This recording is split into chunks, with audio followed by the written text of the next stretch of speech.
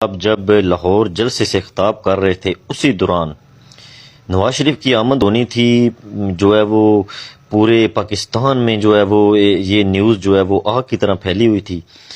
तो उस दौरान शुरका का जो जोश व खरोश है वो एक तरफ, और वो परिंदे परिंदे नायाब कबूतर, नाजरीन ये नीचे आप देख सकते हैं स्क्रीन पे, नायाब कबूतर जो है वो स्टेज पे आते हैं। पहले वो नवाज शरीफ साहब को सलामी पेश करते हैं, फिर नवाज शरीफ साहब हाथ आगे करते हैं। वो एक कबूतर, मुझे तो नहीं लग रहा, मैंने नहीं ऐसा नायाब कबूतर देखा पहले कभी।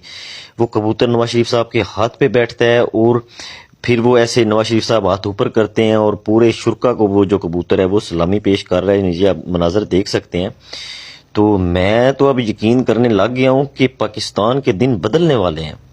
ठीक है कि पाकिस्तान में नवाज शरीफ की आमद से पहले जो है वो अच्छी खबरें आना शुरू हो गई और नवाज शरीफ आ रहे हैं, और इतना जोश, इतना जज्बा लोगों में जो है, और लोग तो लोग, अवाम तो अवाम, इंसान तो इंसान, परिंदों में इतनी जो है वो एक्साइटेड थे वो नवाज शरीफ के आने पे।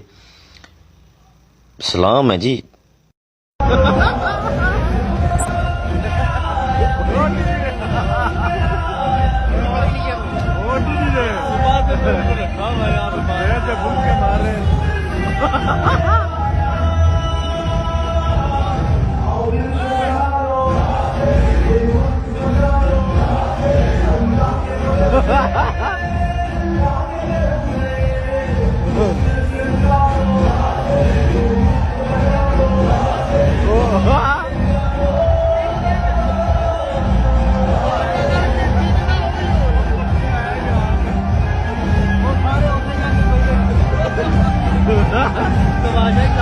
तो